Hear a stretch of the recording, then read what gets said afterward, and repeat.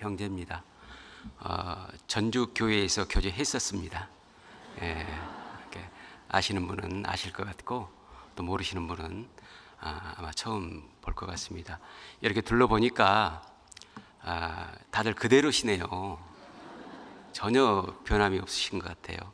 다들 맑고 청량한 느낌을 그대로 유지하고 있는 것 같습니다.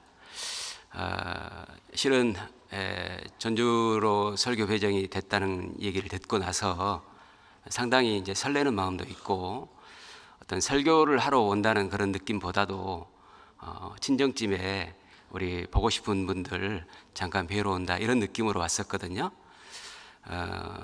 여러분도 혹시 그렇게 생각하시고 계신지 모르겠습니다. 두 분 정도는 그렇게 생각하신 것 같습니다. 세월이 참 빠르고 신속히 날아간다는 말씀이 실감이 납니다. 엊그저께 전주에서 함께 동고동락했었는데 벌써 이렇게 오랜 시간이 지나서 여러분들 보니까 새롭게 어떤 감회가 듭니다. 다들 건강하시죠? 주님을 위해서, 복음을 위해서 오직 하나님을 사랑함으로 살아가는 모습이 지금껏 유지된다고 하는 것도 하나님의 은혜라고 생각을 합니다. 하나님께서 도움을 주셨고 그게 인생에 가장 남는 겁니다. 돌아보니까 주님밖에는 남는 게 없더라고요. 이것저것 다 해봐도 누려봐도 가져봐도 결국에는 주님밖에 안 계신 것 같습니다. 다들 수고하셨고 지금껏 믿음을 지키시느라고 정말 하나님께 감사를 드립니다. 잠깐 기도하겠습니다. 저희를 사랑하시는 거룩하시고 영원하신 아버지 하나님, 죄 가운데 태어나서 영원한 형벌을 받을 수밖에 없던 저희들 주님의 거룩한 피로 구원해 주시고 영원한 생명을 얻고 하나님의 나라에 들어갈 수 있는 참 소망과 진실로 하나님을 모든 걸 다해 사랑할 수 있도록 마음을 허락해 주심을 감사드립니다. 저희 육체의 나머지 때가 오직 하나님만 바라고 섬기기를 바랍니다. 저희들에게 부족한 것 있으면 말씀으로 깨우쳐 주시고 잘못된 것 있으면 말씀으로 고칠 수 있도록 도와주시기를 바랍니다. 주님 만나는 그때까지 저희를 흠없이 보존해 주시기를 간절히 바랍니다. 오늘은 주일입니다. 주님의 거룩한 말씀께 저희를 부탁드립니다.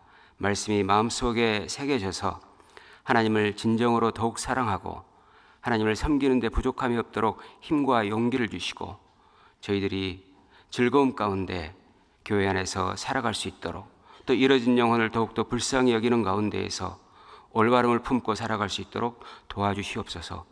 우리 안에 잘못된 것들 있으면 이 시간 다 지워주시고 오직 하나님의 사랑만 깊이 새겨질 수 있도록 도와주시기를 바랍니다. 부득이한 사정 때문에 이 자리에 함께하지 못한 믿음의 가족들 있으면 하나님 어느 곳 어느 형편에 있든지 주님의 말씀으로 그 마음속에 생각나게 하시고 주님을 더욱더 사랑하는 마음을 불러주셔서 이 모임을 귀하게 여길 수 있도록 도와주시옵소서. 오늘 주일의 모든 말씀 하나님의 능력의 손에 의탁하오며 저희를 사랑하셔서 죄에서 해방해 주신 주 예수님 이름으로 기도드립니다. 아멘. 성경 레위기 펴겠습니다. 레위기 1장입니다.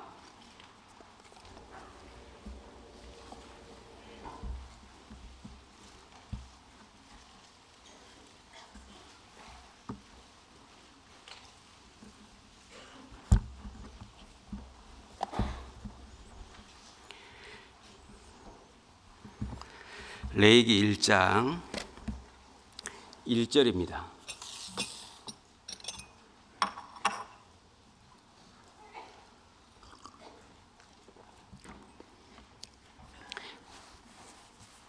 (1장 1절부터) 4절까지 함께 읽겠습니다. 여호와께서 회막에서 모세를 부르시고 그에게 일러 가라사대 이스라엘 자손에게 고하여 이르라. 너희 중에 누구든지 여호와께서 예물을 드리려거든 생축 중에서 소나 양으로 예물을 드릴지니라. 그 예물이 소의 번제이면 흠없는 수컷으로 회막문에서 여호와 앞에 연락하시도록 드릴지니라. 그가 먼저 번제물의 머리에 안수할지니 그리하면 연락되어 그를 위하여 속죄가 될 것이라. 네, 거기까지.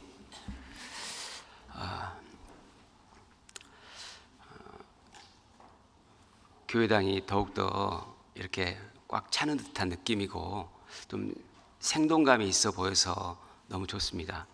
원래 물론 있긴 있었는데 그때보다 훨씬 더 많아진 것 같아서 행복한 가운데 신앙생활을 하는 듯합니다. 우리가 이제 행복하면 하나님도 기뻐하시잖아요. 신앙생활을 하는데 의무와 책임감만으로 마지못해 한다면은 하나님도 많이 슬퍼하실 것 같습니다. 그래서 우리가 즐거움과 행복함을 잃지 않도록 늘 하나님께 기도하고 하나님의 뜻이 어디 있는지 보고 정말 나는 하나님의 영광을 위해서 살아가는지 깊이 생각해 보면서 신앙생활을 하셨으면 좋겠다라고 생각을 합니다. 제가 어렸을 때 환갑잔치를 동네에서 보면 아주 거하게 했었거든요. 그리고 이제 많은 동네 분들을 초대해가지고 평소에 먹어보지 못한 그런 음식들을 대접하는 것을 봤습니다. 그때의 환갑 되신 어르신들을 뵈면 정말 할머니 할아버지였다고 생각을 합니다. 요즘엔 좀 덜한데요. 옛날에는 참 60만 돼도 나이를 많이 들었다, 저분은 이제 세상에서 크게 쓰임을 받지 못할 것 같다, 어린 마음에 그런 생각이 들었던 기억이 납니다. 그런데 어렸을 때는 환갑이란 나이가 딴 나라 얘기했는데, 그런데 제 나이가 이제 환갑을 코앞에 두고 있다는 겁니다. 믿기지 않죠? 세월이 참 빠릅니다. 너무 빠릅니다. 어떤 분이 이런 얘기를 하시더라고요. 예전에는 나이를 한 살씩 먹었대요. 그런데 나이가 들다 보니까 이제 5살씩 먹고 있대요. 너무 빠르다는 얘기죠. 제가 올해로 전도인으로 부름을 받은 지 19년 차에 접어들었습니다. 금방이죠. 엊그저께 새파랗게 와가지고 형제자매들 뵈면서 절도 있게 인사했던 모습이 참 눈에 생생한데 벌써 19년 차에 접어든 겁니다. 첫 부임지가 전주교회였거든요. 그 당시만 해도 정말 열정이 넘쳐가지고 뭐라도 해볼까 하고 좀 무분별하게, 또 누군가에게는 또 상처로 다가갈 수 있는 그런 경우도 있지 않았을까, 많이 부족하고 연약했다라고 생각을 합니다. 사람은 어떠한 열심보다 중요한 것이 먼저는 지혜가 있어야 되는데, 지혜가 빠진 상태에서 열심은 상당히 괴로움을 가져올 수도 있지 않겠습니까? 그래서 그때는 많이 지혜롭지 못했다라는 느낌을 받고, 하지만 이 진심만은 누구 못지 않았다 이런 생각도 하고, 지금보다 훨씬 더 큰 진심을 가지고 살았던 것은 아닌가 이런 생각을 해봅니다. 19년 전에 제가 이제 전주에 와가지고 여기 3호 아파트 3동 1004호에 살았거든요. 그런데 아침마다 뵙던 분이 계셨습니다. 럭키 아파트에서 교회를 오시기 위해서 산을 넘어오신 어떤 집사님 한 분이 계셨거든요. 그 집사님 그 당시에 날라다녔거든요. 그 집사님의 첫 인상이 제겐 이런 거였습니다. 참 피부 미인이시구나. 피부 미인이시더라고요. 아주 고우신 분이었습니다. 그게 엊그제 같은데 벌써 그 집사님의 연세가 80을 바라보고 계시는 거예요. 정말 쏜살같이 세월이 간다는 말, 후딱 지난다는 말이 참 맞는 것 같습니다. 앞으로 이 상태에서 똑같이 19년이 지나면 저도 80을 바라봐야 될 겁니다. 세월이 참 빠르다 이 말입니다. 세월은 소리도 없고 보이지도 않지만은, 느끼지도 못하지만은 지나고 나면은 금방입니다. 사람에게서 가장 중요한 것은 시간일 겁니다. 시간의 집합제가 바로 세월이지 않습니까? 우리가 빨리 시간이 지난다고 하는 것은 그 기회가 빨리 사라지고 있다는 것을 얘기할 겁니다. 제가 인생에 있어서 가장 중요하게 생각하는 것이 구원받고 시간이었습니다. 시간. 저는 그래서 구원받은 이후에는 거의 버스를 타지 않았거든요. 아무리 돈이 들더라도 택시를 타고 가서 그 30분이라도 아껴본 겁니다. 그 30분이라도 주님을 위해서 어떻게 투자해 볼까? 성경을 더 깊이 이렇게 읽어볼까? 그리고 누군가에게 이 말씀을 전해볼까? 그런 마음으로 생활을 했던 것 같습니다. 이쯤 되니까요, 저는 이제 그걸 많이 느끼거든요. 지체할 시간이 없는 것 같습니다. 시간이 얼마 남지 않았다고 생각하니까 사람이 80까지 살아도 건강하게 사는 건 아니지 않습니까? 70 정도까지는 그래도 활발하게 활동을 할 수 있지만은 그 다음부터는 사실 도움이 많이 필요하잖아요. 그래서 활발하게 주님을 위해서 살아갈 수 있는 시간도 너무 없다고 생각을 하니까 정말 지체할 시간, 허비할 시간이 없구나라는 그런 위기의식을 많이 느낍니다. 만약 지금 내가 이 나이가 됐는데 하나님을 향한 소망이 없다면 저는 정말 서글플 것 같습니다. 정말 비참하게 느낄 것 같아요. 다행인 것은 제가 하나님을 향한 소망을 가지고 있고 내가 살아왔던 그 길들이 하나님과 함께 인도했던 길이었기 때문에 참 가슴이 뿌듯하고 하나님께 감사가 됩니다. 정말 무한 감사합니다. 나 같은 자가 뭐라고 구원시켜 주시고 또 지금껏 얼마든지 도망갈 수가 있었는데도 이 자리에 붙어 있게 하시고 하나님의 말씀을 증거할 수 있는 사람이 되게 하셨다고 하는 것은 무한 영광이고 무한 감사인 것 같습니다.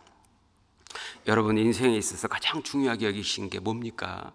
빨리 여러분 시간이라는 것을 마음에 새겨 두셔야 됩니다. 돈이나 명예나 권력, 내 취미생활, 쾌락, 내 감정 이런 것을 중요하게 생각하시면 틀림없이 후회하십니다. 그리고 후회하실 때쯤 되면은 더 이상 회복하기 어려울 때가 올 겁니다. 이미 끝난 거죠. 여러분 사람에게 기회가 없다는 것은 참으로 비참하고 무력하게 만듭니다. 저는 이 시간이라는 기회가 주어져 있을 동안에는 오직 복음만을 위해 사는 게 맞다고 생각을 합니다. 물론 구원 안 받은 사람은 구원부터 받아야겠죠. 우리 성도들은 어찌됐든 간에 이 시간이 주어진 동안 오직 복음만을 위해 살아야 합니다. 여러분 사람이 아무리 하고 싶은 일을 해도 아무리 편안하게 살아도 아무리 갖고 싶은 것을 갖고 있어도 칭찬과 높임을 받아도 하나님 앞에 나는 아무 가치 없는 사람이다. 그러면 무슨 의미가 있겠습니까? 그건 끝난 인생 아닐까요? 사람들은 자기에게 주어진 시간이라고 하는 이 기회를 너무나도 헛되게 허비합니다. 그 귀한 시간을 돈 버는 데만 사용한다는 것이죠. 높이 되는 데만 사용한다는 것이죠. 죄 짓는 데만 사용한다는 겁니다. 왜 그럴까요? 왜 사람들은 그 귀한 시간을 그렇게 사용할까요?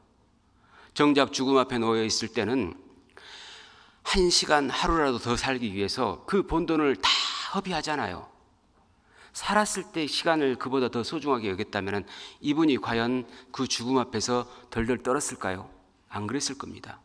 우리가 믿는 믿음이라고 하는 것이 얼마나 값지고 의미 있고 소중한지 모릅니다. 여러분 가진 것을 소중하게 여기지 못한다면요 허비할 수 있습니다. 가치를 모르면은 여러분 낭비할 수 있습니다. 여러분에게 주어진 시간은 하나님께 드리도록 하기 위해서 하나님께서 선물로 주신 겁니다. 돈은 선물로 주지 않으셨을지 모르지만은 세상 모든 사람에게 24시간을 선물로 주신 겁니다. 우리에게는 오늘이라는 24시간이라는 이 선물을 받고 이 선물을 통해서 하나님께 어떻게 영광을 돌려야 될지 깊이 생각해 봐야 될 겁니다. 세상 사람은 그 지혜가 없습니다. 왜냐하면 하나님께서 그 지혜를 안 주시니까. 최근에 뉴스를 보니까요, 바이든 대통령하고 트럼프 대통령하고 이제 미국 대선 경합을 하도록 돼 있더라고요. 그리고 확정이 됐다는 얘기를 들었습니다. 저는 그걸 보고 참 안타까웠습니다. 바이든 대통령이 82세더라고요. 트럼프 대통령이 78세더라고요. 나 같으면 내가 82세구나 78세구나 그러니까 이게 대통령의 문제가 아니겠다. 곧 있으면 나도 죽을 텐데 그 죽음 저 건너편에 어떠한 모습으로 내가 살 것이냐, 이걸 심각하게 고민하고 많은 지혜자들을 찾아서라도 한번 확인해 볼 것 같아요. 다 놓고 갈 건데 아무리 많은 걸 가졌어도 다 버리고 갈 건데, 아무리 높아도 그 자리를 내려놔야 될 텐데, 죽으면 아무것도 못 가져가는데 왜 그렇게 죽음 이유를 궁금해하지 않을까요? 왜 그렇게 됐을까요? 아무리 가르쳐도 귓등으로 듣거나 귀를 막아버릴까요? 하나님의 지혜가 없기 때문에 그렇습니다.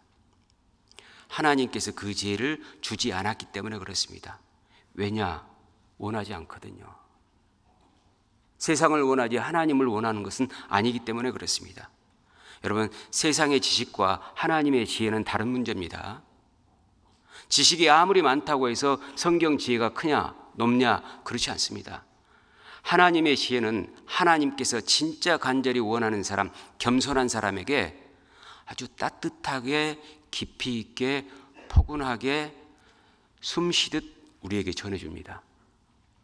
그러나 세상 지식을 가지고 하나님을 원하지 않는 사람들에게는 어떠한 얘기도 들리지 않습니다. 여러분, 인생의 참 목적이 뭔지, 주어진 시간이 얼마나 남았는지 이걸 안다는 것은 지혜입니다. 결국 다 놓고 간다는 것을 아는 것도 지혜고, 하나님 앞에 설 수 있다는 것을 안다는 것도 지혜고, 그런 지혜를 주시는 분이 하나님이십니다. 욥기 39장에 보면은 타조는 알을 땅에 버려둔다고 했습니다. 그리고 그 알이 모래에서 더워지도록 내버려 둔다는 거예요. 그리고 그 새끼를 제 새끼가 아닌 것처럼 생각하고, 어떤 짐승들에게 밟혀도 밟힐 것을 생각하지 않고 무심해 버립니다. 세상의 거의 모든 생명체가, 어미는 새끼를 따뜻하게 보호하고 아껴주고 생명을 아끼지 않도록 돼 있잖아요. 하나님의 사랑의 그림자지 않습니까? 그런데 왜 타조만 안 그러냐 그 말입니다. 그건 뭘 얘기하는 거냐면은, 왜 타조에게 무정하게 그렇게 만들어 놓냐면은 하나님께서 지혜와 총명을 주지 않았기 때문이다 라고 하는 겁니다. 여러분, 세상에서 제일 중요한 건 지혜입니다. 지혜. 그러니까 쉽게 얘기하면 사람은 똑똑해야 돼요.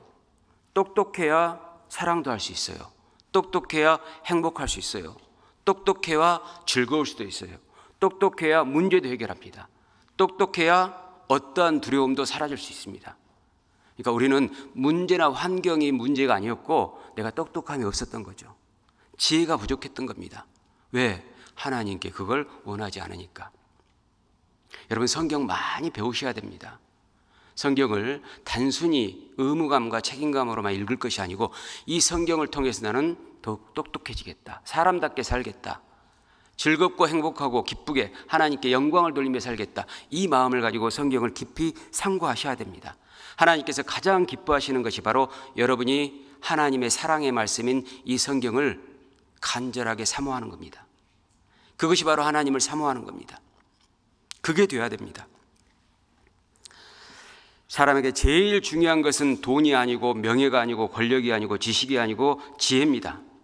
지혜가 있어야 여러분 진짜 행복해지고, 지혜가 있어야 하나님을 섬길 수 있습니다.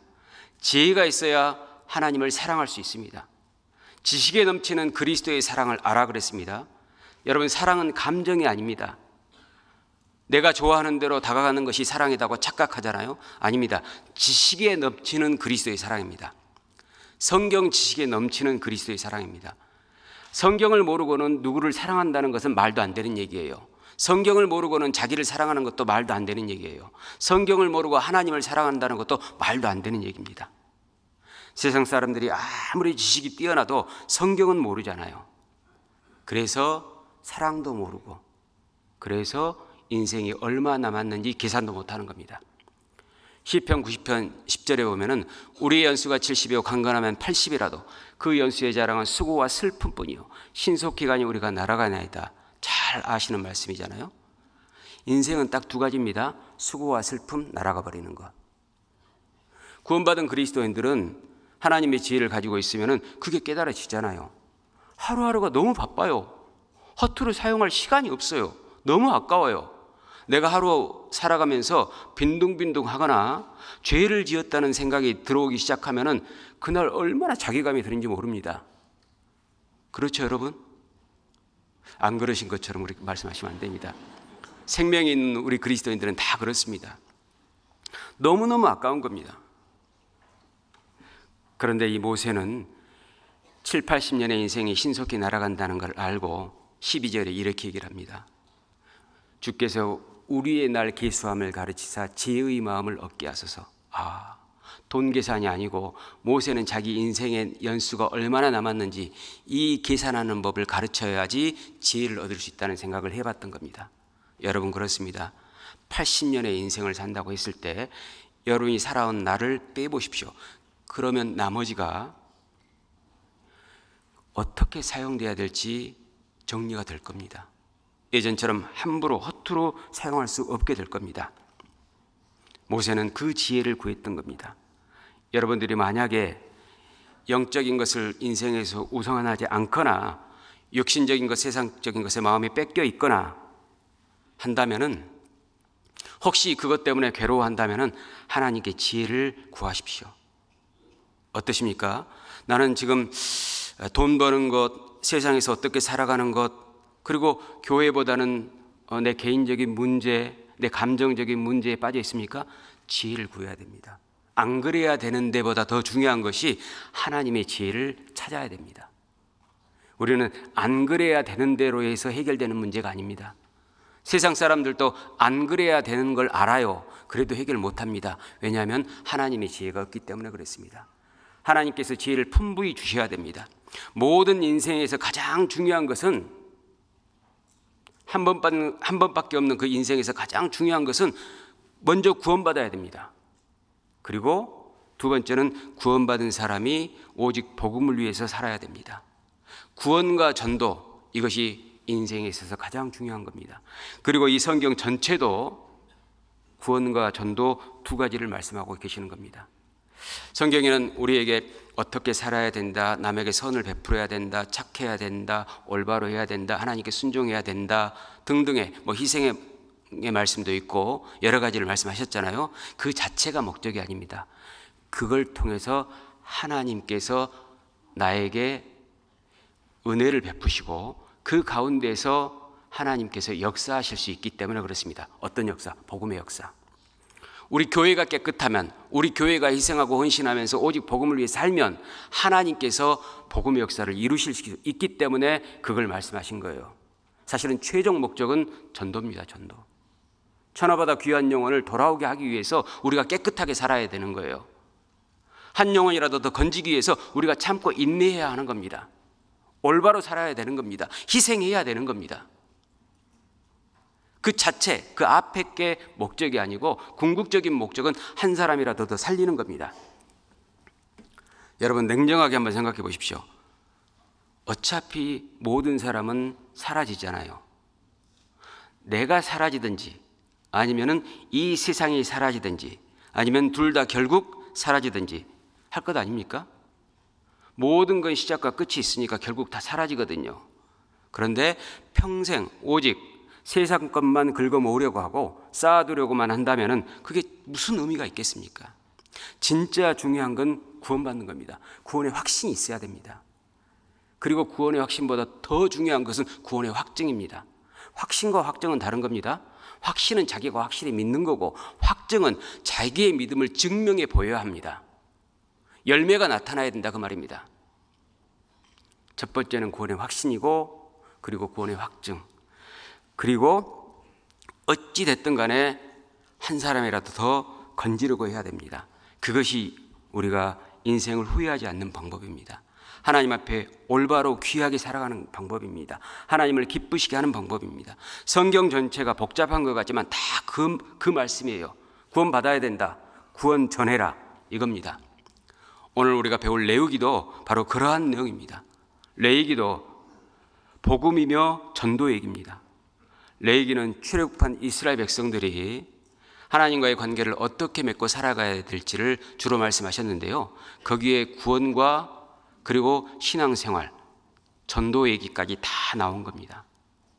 그 레위기의 전체가 27장까지 있는데요. 1장이 번제입니다. 그러니까 전체의 많은 말씀 가운데서 번제부터 시작하신 것이죠. 번제가 그만큼 중요하다는 얘기죠. 왜 중요한지는 지금부터 배우면서 말씀을 드리겠습니다. 레위기 1장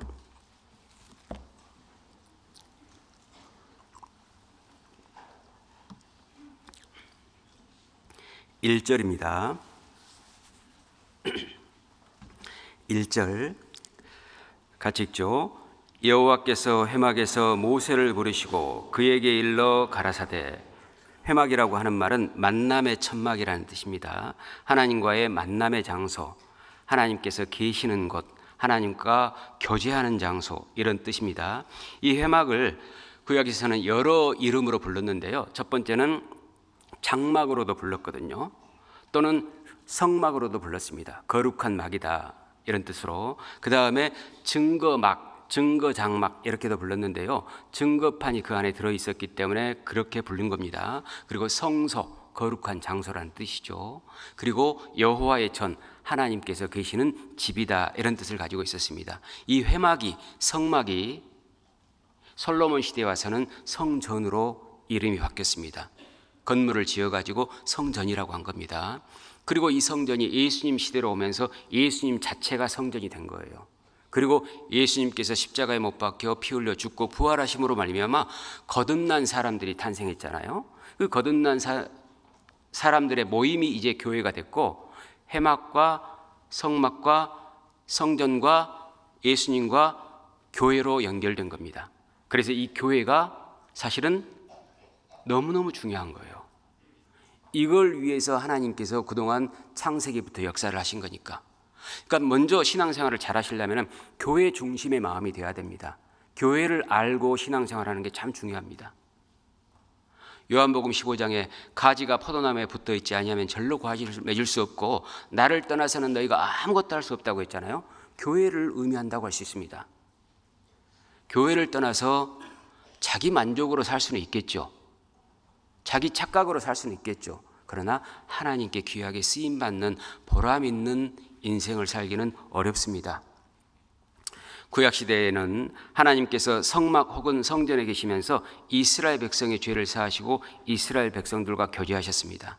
그러나 신약 시대에는 하나님께서 예수님 안에 계시고 우리의 죄를 사하시고 우리와 교제하게 되신 겁니다. 그리고 구원받은 성도들의 모임인 교회를 통해서 하나님께서 역사하시는 겁니다. 교회는 구약 성경에는 나오지 않거든요. 신약 성경에만 등장합니다. 왜냐하면 교회는 예수님을 통해서만 탄생할 수 있기 때문에 그렇습니다.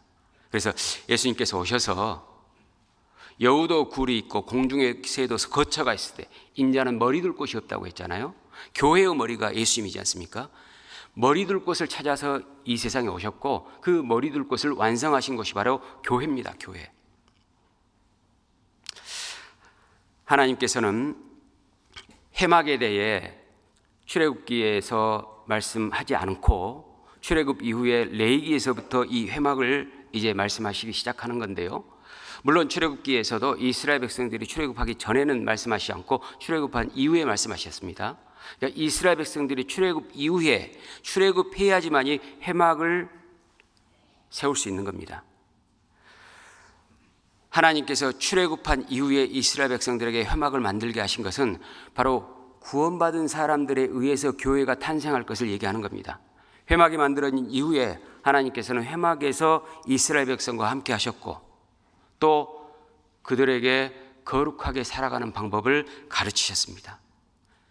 그리고 다른 사람을 더욱더 거룩해 하도록 인도하셨습니다.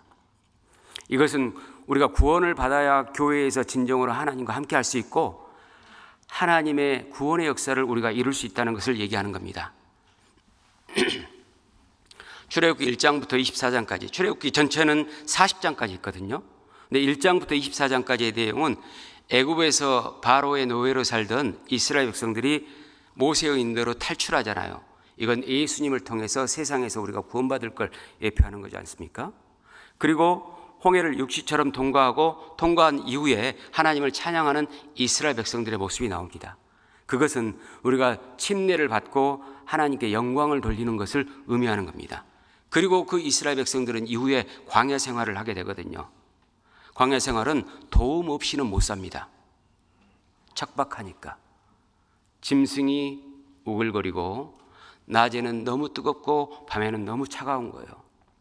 그래서 불과 구름 기둥이 필요했고 하나님의 인도와 보호가 필요했습니다. 그리고 먹을 것이 필요했는데 자기들이 농사지어서 먹을 것을 공급받을 수 있었던 것은 아니잖아요.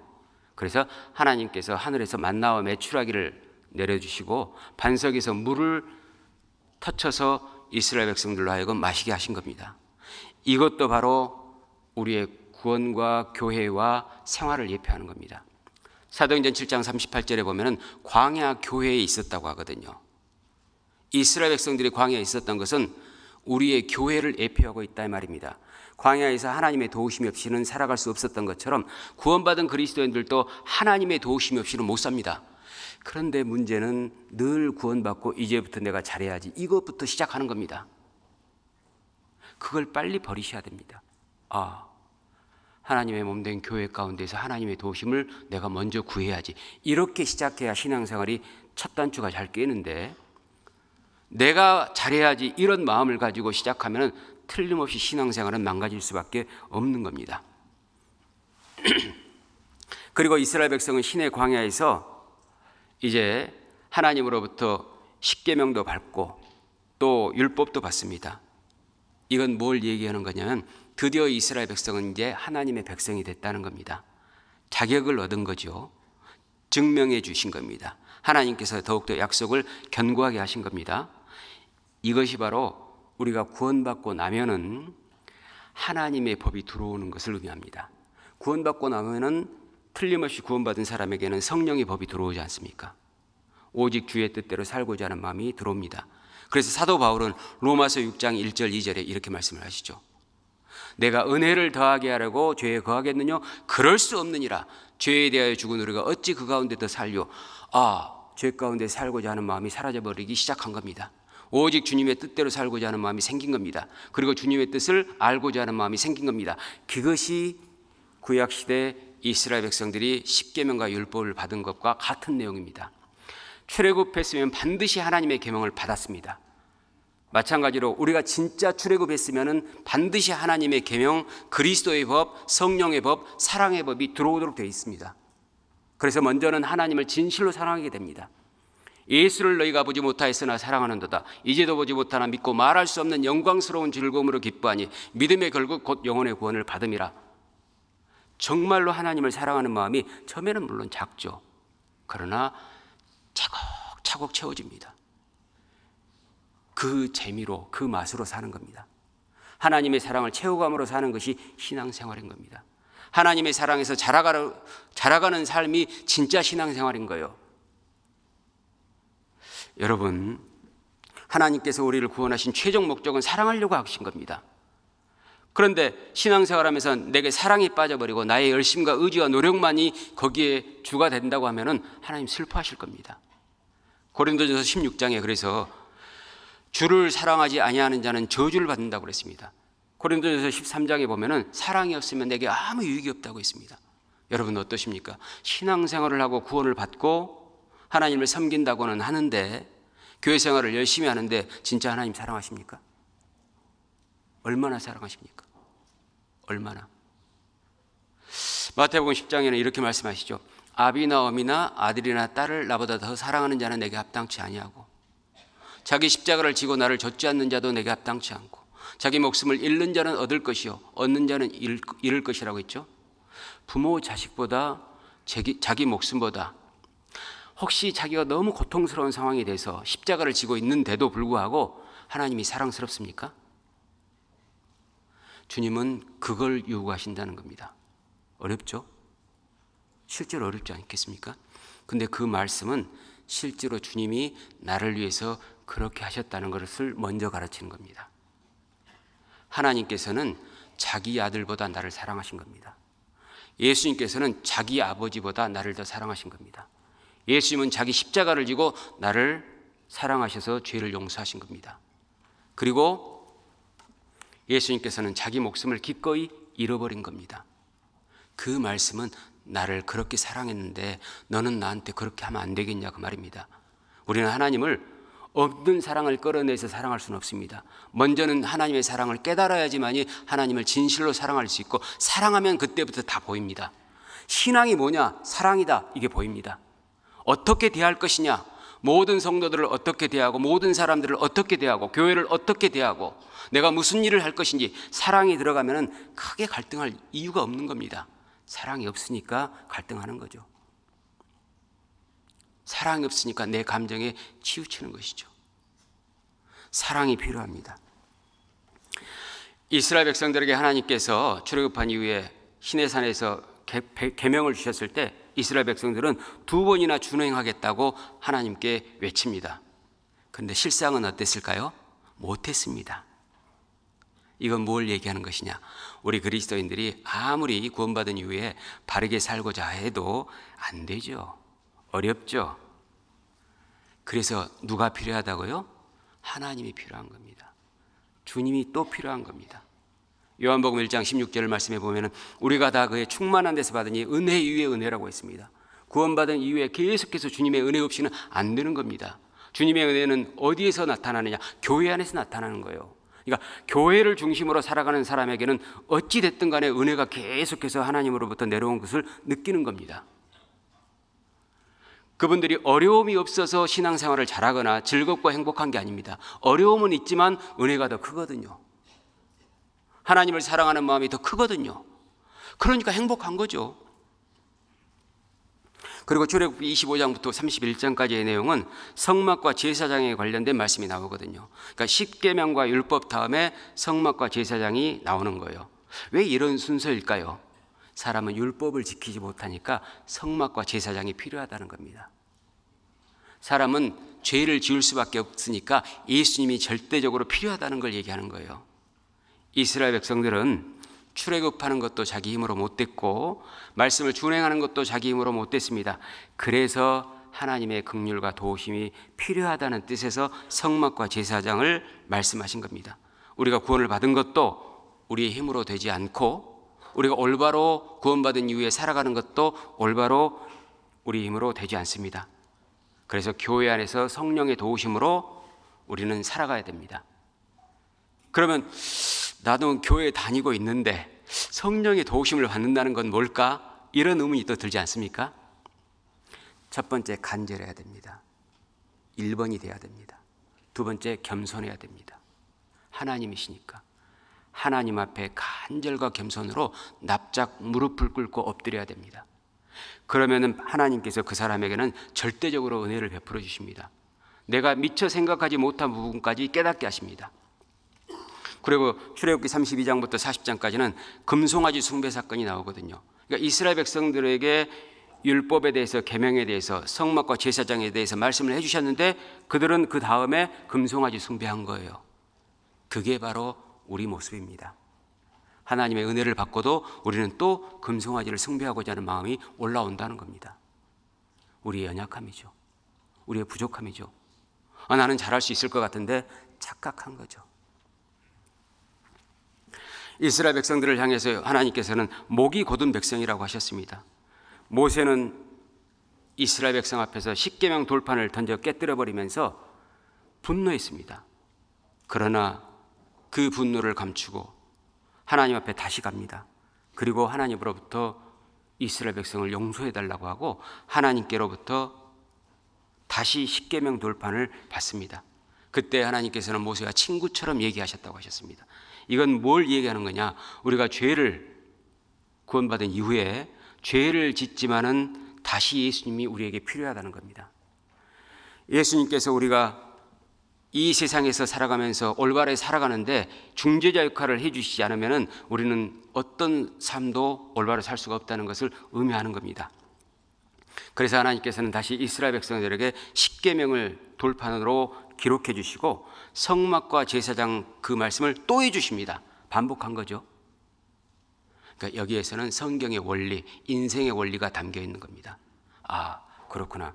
먼저는 법이었고 그 다음에는 성막이었고 그 다음에는 잘못이지만 또 법을 다시 말씀해 주시고 또 성막이 필요한 거구나. 이러한 과정을 통해서 우리는 하나님의 은혜가 절실하게 필요하다는 것을 아셔야 됩니다. 구약시대의 회막, 성막, 장막, 성전, 이게 가장 중요한 것이었습니다. 이스라엘 백성들은 성막, 성전 중심으로 살았거든요. 구원받은 그리스도인들은 성전 중심으로 산다고 하는 것은 교회를 중심으로 해서 살아가는 겁니다. 신약 시대의 가장 중요한 것이 바로 교회입니다. 여기 줄을 걸쳐 놓으시고 시편 132편 보겠습니다.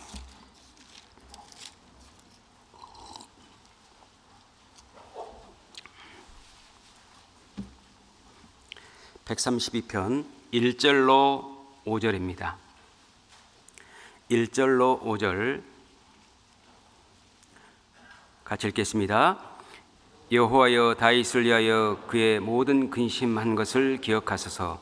저가 여호와께 맹세하며 야곱의 전능자에게 서원하기를 내가 실로 나의 거하는 장막에 들어가지 아니하며 내 침상에 오르지 아니하며 내 눈으로 잠들게 아니하며 내 눈꺼풀로 졸게 아니하기를 여호와의 초소 곧 야곱의 전능자의 성막을 발견하기까지 하리라 하였나이다. 다윗의 근심에 관한 말씀입니다. 다윗의 근심이 뭐였는지 혹시 아시겠습니까? 성전 짓는 것이었습니다. 다윗은 성전을 지어지기 전까지는 집에 들어가지도 않겠다는 겁니다. 자지도 않겠다고 하는 겁니다. 마음을 놓지도 않겠다고 한 겁니다. 다윗이 그래서 이스라엘 사람들 중에서 비록 잘못은 있었지만은 하나님의 마음에 합한 사람이라고 사도행전 13장에 말씀하시거든요. 여러분은 하나님의 마음과 합합니까? 교회를 중심에 놓고 생각을 하면 하나님의 마음에 합한 사람입니다. 교회가 우선인 사람은 하나님의 마음에 합한 사람입니다. 하나님께 열심인 그리스도인의 두 가지 모습이 있습니다. 하나는 자기 중심으로 열심히 하는 사람이 있어요.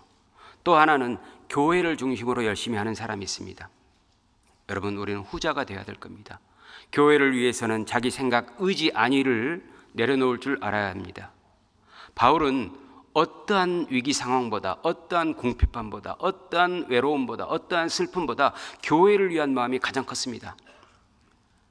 바울은 정말 구약을 제대로 알고 있었던 사람이시죠. 훌륭한 사람입니다. 바울이 훌륭한 이유는 바로 여기가 초점입니다. 바울은 늘 교회 중심이었습니다. 교회를 중심으로 왜 살았냐? 교회를 통해서 복음이 전해지니까. 그래서 바울이 쓴 편지들을 읽어보면 늘 교회와 복음 얘기밖에 없습니다. 여러분은 누구처럼 살아야 될까요? 바울은 그랬습니다. 너희가 나를 본받는 자 되기를 원한다고 했습니다. 그러면서 자신은 내가 그리스도를 본받는다고 했습니다. 그리스도도 바로 그걸 원하신다는 것이죠. 그리스도는 하나님이시지 않습니까? 하나님께서 원하시는 것은 어찌됐든 간에 교회를 중심으로 해서 복음을 전하며 사는 겁니다. 교회를 위해서만 살아간다면 하나님께서 그 사람을 틀림없이 죽을 때까지 지키고 보호하실 겁니다. 조금 부족하고 연약해도 이 무리에서 떠나는 것을 하나님께서 결코 허락지 않을 겁니다. 꽉 붙들어 주실 겁니다. 이런 맥락에서 봤을 때 여러분도 교회를 중심으로 한 마음을 가졌기 때문에 지금껏 교회 안에서 믿음을 지키는 것이라고 말씀드릴 수 있겠죠. 이 마음을 앞으로도 계속 가지셔야 됩니다. 나도 그 마음이 사라지면은 결국 세상으로 흘러갈 수 있거든요. 바울은 복음을 위해서 정말 수고한 사람이잖아요. 감옥에 수없이 갇히기도 하고 매도 수없이 맞고 유대인들의 40에 하나 감염매를 5번 맞고 3번 태장으로 맞고 돌에 맞고 여러분 죽을 뻔도 했지 않습니까? 배를 타고 가다가 파선해서 일주일을 깊음 위에서 보냈습니다. 꼼짝달싹을 못한 거죠. 거기다가 자지도 못하고 굶주리고 헐벗고 추위에 덜덜 떨어야만 했습니다. 우리가 전도하면서 그런 입장이라고 한다면 전도하겠습니까? 그게 반복된다고 하면 하겠습니까? 그러나 바울은 했습니다. 강도의 위험도 당하고 이방인의 위험도 당했습니다. 그래도 자기에게는 오직 교회를 위해서 염려하는 것, 이 복음을 위해서 염려하는 것, 이 두 가지밖에 없었습니다. 바울이 이렇게 많은 사람들에게 전도를 하고 많은 형제 자매들이 교회 안에서 올바로 살기를 바라고 오직 주님 안에서 행복한 신앙생활을 하기를 바랐지만 문제는 그 형제들 중에서 바울의 뒤통수를 치는 사람도 있었다는 겁니다. 배신감 느꼈겠죠. 그러나 그때도 바울은 전혀 개의치 않았습니다. 왜? 인생의 목적이 자기가 아니니까. 인생의 목적이 자기 자신이 아니었던 겁니다. 오직 주님이었던 겁니다. 전혀 문제되지 않았습니다. 개의치 않았습니다. 저도 많이 부족합니다만은 그런 마음이 계속해서 들어가면서 내가 망해서 하나님께서 영광을 받아주신다면 그걸로 됐다. 이 마음이 들거든요. 예전에는 내가 조금 보호를 받았으면 좋겠다. 내가 조금 좀 안락하고 내 마음에 원하는 대로 좀, 물론 세상적인 것, 육신적인 문제는 아닙니다. 좀 됐으면 좋겠다, 이런 생각을 했던 적이 있었거든요. 그때는 자유롭지 못하더라고요.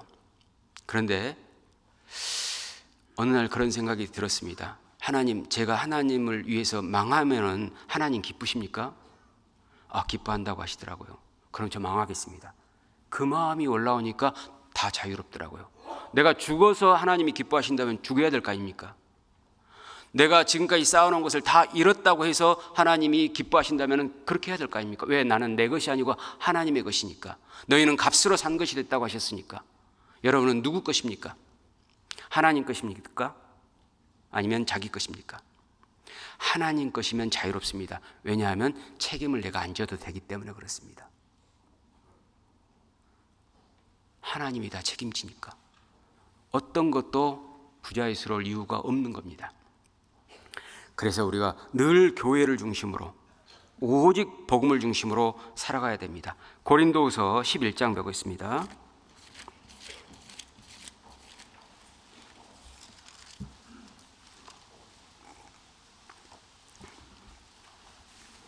(11장) 28절 29절입니다. 11장 28절 29절. 이 외의 일은 고사하고 날마다 내 속에 눌리는 일이 있으니 곧 모든 교회를 위하여 염려하는 것이라. 바울이 한 말입니다. 누가 약하면 내가 약하지 아니하며 누가 실족하게 되면 내가 애타하지 않더냐. 여러분의 평소 염려 있을 것 아닙니까? 그 염려하고 바울이 염려하고 한번 비교해 보십시오. 여러분이 약해지고 애타는 마음이 있는 이유는 무엇 때문입니까? 교회를 위한 것입니까? 자기를 위한 겁니까? 정말 교회를 위해서 염려를 하셨으면 좋겠습니다. 그것이 우리가 사는 목적이거든요. 그것이 우리가 사는 가치거든요. 우리의 본분이거든요. 내가 존재하는 이유입니다. 레위기 1장으로 다시 넘어가 보겠습니다.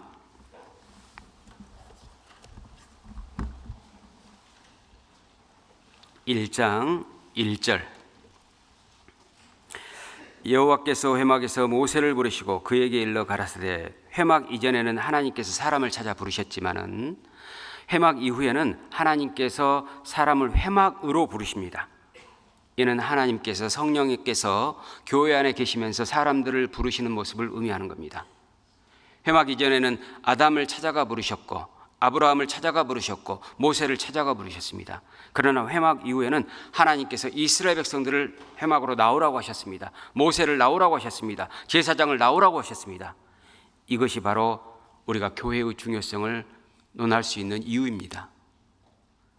교회 안에서 여러분을 지금 부르고 계셨던 거고, 교회 안에서 세상에 이뤄진 영혼을 부르고 계셨던 겁니다. 우리는 교회 안에서 성도들과 만날 뿐만 아니라 하나님과도 만나는 거예요. 하나님께서는 이 교회 안에서, 무리 안에서 우리가 교제하고 싶어 하시는 겁니다. 사랑을 나누고 싶어 하신다, 그 말입니다. 2절입니다. 레위기 2절 3절. 이스라엘 자손에게 고하여 이르라. 너희 중에 누구든지 여호와께 예물을 드리려거든 생축 중에서 소나 양으로 예물을 드릴지니라.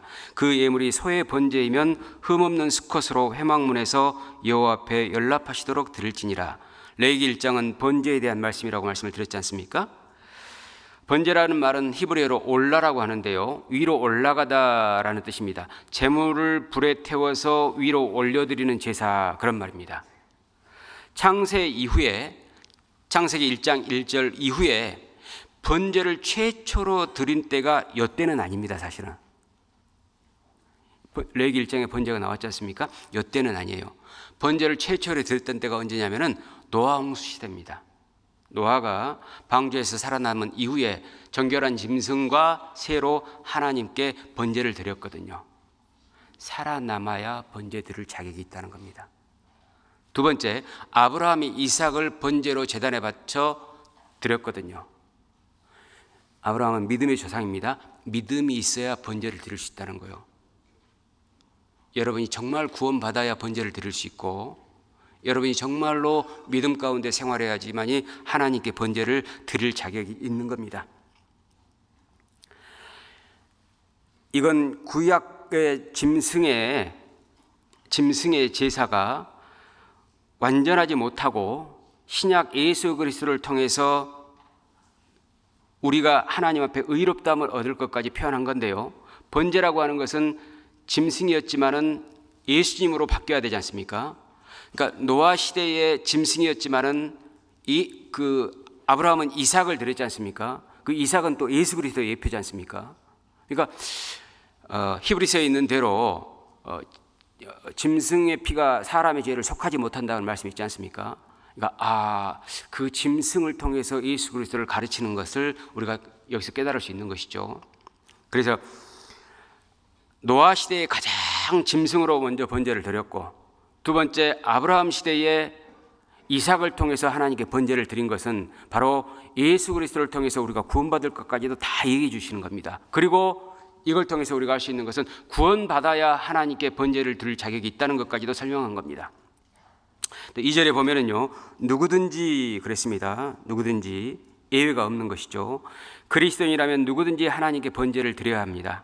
번제를 드리는 사람이 진짜 그리스도인이요, 자기가 번제를 드리는 그 열매가 나타나고 있는 사람이 생명이 있다는 증거가 될 겁니다. 어떠세요? 여러분은 번제를 드리고 있습니까? 번제의 뜻이 뭐였죠? 불태워 드리는 겁니다. 자기의 어떠한 고난과 희생과 역경에도 불구하고 자기를 불살라 없애서 희생해서 하나님께 드리고자 하는 마음이 구원받아야 가능해요. 구원 안 받으면은요, 잉여물을 가지고 하나님께 드리면서 자기 축복을 위해서 하나님을 섬깁니다. 구원받은 사람은 그렇지 않습니다. 자기를 다 불태워 드리면서도 하나님 받으시면 됐습니다. 저는 기쁩니다. 어찌되든 상관없습니다. 하나님 영광 받으셨습니까? 하나님 좋으시면 됐죠. 이런 마음이 듭니다. 왜? 하나님께서 우리를 향해서 그렇게 하셨으니까. 하나님께서는 하늘 영광을 버리고 보좌를 버리고 모든 걸 내려놓고 이 땅에 죄인의 모습으로 오셔서 자기를 십자가에서 찢으셨잖아요. 온몸의 피를 다 쏟으셨지 않습니까? 그러면서 우리한테 알아주라고 하는 게 아니지 않습니까? 그걸 통해서 모든 사람이 구원받기를 바라는 마음뿐입니다. 구원받으면 됐어, 이겁니다. 그걸 대접해달라는 게 아니었거든요. 너희들이 구원받으면 됐어. 그런데 놀라운 것은 대접해달라고는 하지 않지만 그 구원을 확실히 받은 사람은 하나님을 섬기고자 하는 마음이 들도록 하나님은 또 역사를 하셨다는 겁니다. 희한하잖아요. 그 말은 직접적으로 하지 않으시지만은 우리가 하나님을 사랑함으로 사랑에 대한 반응을 보일 수 있도록 하나님 앞에 올바로 살 수 있고 하나님만 위해 살 수 있고 하나님을 주인으로 삼을 수 있도록 우리 마음에 왜 주셨냐 그 말입니다. 이론이 아니고 왜 그런 마음이 우리한테 생겼냐 그 말입니다. 생명이 들어갔다는 뜻이거든요. 세상에 어떤 기독교, 구원 안 받은 기독교도 많지 않습니까? 그곳에서는 그런 게 안 일어나잖아요. 결국에는 자기 만족이죠. 열심히 하나님께 해가지고 하나님으로부터 어떤 반대 급부를 받고 자기가 잘했다는 것에 대한 뿌듯함을 느끼기 위해서 하는 사람이 많습니다. 우리는 그러지 맙시다. 우리는 하나님의 생명을 입은 자들입니다. 우리가 보통 사람이 아닙니다. 우리는 자부심을 가져야 됩니다. 우리가 진정한 행복자입니다. 우리가 정말 가치 있는 사람입니다. 누구 앞에서도 우리는 쫄아서는 안 됩니다. 누구 앞에서도 담대할 수 있어야 됩니다. 왜? 나는 하나님의 아들이니까.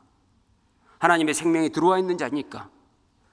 또 번제를 드릴 때는 제물은 생축해야 됐습니다. 살아있는 것으로 드려야 됐습니다. 그리스도인은 산 제사를 드려야 됩니다. 죽은 제사는 하나님께서 받지 않으시거든요. 죽은 제사라고 하는 것은 죄가 있으면 안 받으신다는 뜻입니다. 죄를 짓는다는 것은 죽음이거든요. 죄의 삭은 사망이니까. 여러분, 우리가 죄를 지을 때 조금씩 죽어가고 있다는 걸 아셔야 됩니다. 물론 영혼이 죽어버려서 지옥 간다는 그런 개념이 아니라는 것을 아시죠. 그러나 하나님과 관계하기가 어렵게 돼버립니다. 그래서 하나님께서는 산 제사만 받으시니까 어찌됐든 간에 우리는 죄 없이 살아야 됩니다. 죄는 사실 죽은 자의 썩는 냄새거든요. 우리 그리스도인들은 산자들입니다. 야, 그런데 내가 그리스도인이고 산자가 됐지만은 죄를 안 짓는다는 것이 참 어렵던데 안 지으려고 한 번 딱 노력을 하고 막 두 주먹을 불끈 쥐고 이를 악물고 다시는 안 해야지 해도 또 나와버리던데, 야, 어떻게 해야 되지? 이런 궁금증 계십니까? 이런 궁금증 가져야 됩니다. 사람은 문제를 해결하려면 문제 인식이 돼야 되거든요. 이게 문제가 있는 거구나. 그런데 성경을 자세히 배워보면 그 답도 나오거든요. 로마서 12장입니다.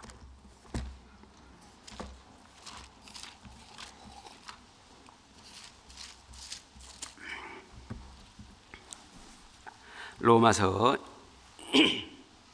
12장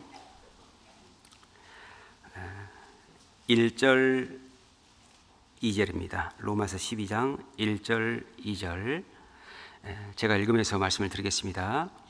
그러므로 이 말은 앞에 11장 36절을 봤는데요. 하나님께 영광이 세세 있을 것이므로, 하나님만 영광 받으시는 겁니다. 여러분, 신앙생활하면서 제일 중요한 것은 하나님만 영광입니다. 하나님도 영광이 아니에요. 우리도 영광 받고 하나님도 영광 받으시면 되지, 이런 생각하시면 착각하신 겁니다. 하나님만 영광입니다. 주에게 영광이 세세 있을 것이므로 형제들아, 내가 하나님의 모든 자비하심으로 너희를 권하노니 너희 몸을 하나님이 기뻐하시는 거룩한 산 제사로 드리라. 번제 드릴 때 생축을 드렸지 않습니까? 그리스도인의 제사는 자기 몸을 드리는 건데 살아 있을 때 드릴 수밖에 없습니다. 죽음 이후에는 하나님께 제사 드릴 기회가 사라져 버립니다. 우리는 살아 있는 동안에 제사를 드릴 수 있는 겁니다. 그리고 자기 기쁜 대로 제사를 드리는 게 아니고 하나님께서 기뻐하시는 대로 드리려고 해야 됩니다. 내가 즐거우니까 봉사를 선택하고 내 취향에 맞으니까 뭘 하려고 하고 내 마음에 크게 부담감이 없으니까 그곳에 가려고 하고, 이걸 좀 정리하셨으면 좋겠습니다. 주님 부르시면 가겠습니다. 주님 원하시면 하겠습니다. 저는 부족하지만 주님이 그걸 기뻐하십니까? 그럼 그곳에 가겠습니다. 그 일을 하겠습니다. 이런 마음이면 어떨까요? 겉모습은 똑같지만 하나님께서 보시는 그 중심은 다르지 않겠습니까? 봉사를 선택해도 그렇고, 전도를 하는 것도 그렇고, 교회에서 어떤 일을 하는 것도 그렇고, 누구를 만나는 것도 그렇고, 희생하고 헌신하는 것도 그렇고, 누구를 위해서 하십니까? 하나님 기뻐하시면 되는 겁니다. 또 이는 너희 애들을 영적 예배니라. 요한복음 4장에 보면 신령과 진정으로 예배한다는 말씀이 있지 않습니까? 그러니까 우리가 살았을 때 이 몸을 가지고 하나님께 산 제사를 드려야 됩니다. 이것이 바로 영적 예배입니다. 우리가 하나님께 드리는 것은 우리의 소유물을 드리는 게 아니고 우리 자신을 드려야 됩니다. 우리에게는 몸밖에 없거든요. 이 몸을 하나님께 산 제사로 드려야 됩니다. 그럼 이게 뭐냐? 우리의 몸을 산 제사로 드린다는 건 뭐냐? 2절입니다. 너희는 이 세대를 본받지 말고, 첫 번째는 이 세상을 본받지 마는 것부터 시작하셔야 됩니다. 이제 세상은 내 것이 아니다.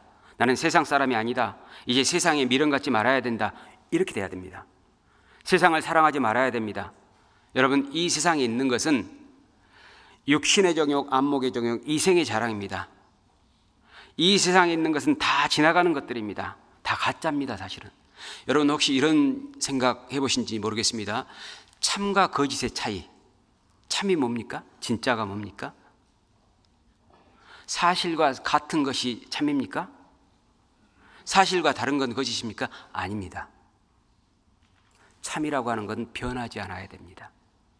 영원해야 됩니다. 거짓은 변하는 겁니다. 우리 그리스도인들은 하나님 앞에 참으로 살아야 됩니다. 참되게 살아야 됩니다. 하나님과의 관계에서 변함이 없어야 됩니다. 늘 일관성 있게 하나님만 사랑해야 됩니다. 우리가 참되게 살지 않으면 변화하는 것이 아니고 변질돼 버리거든요. 거짓되게 사는 순간 우리는 누구나 다 변질돼 버립니다. 거짓은 다 바뀌는 것이니까. 그래서 성경적인 참과 거짓은 개념이 세상과는 다릅니다.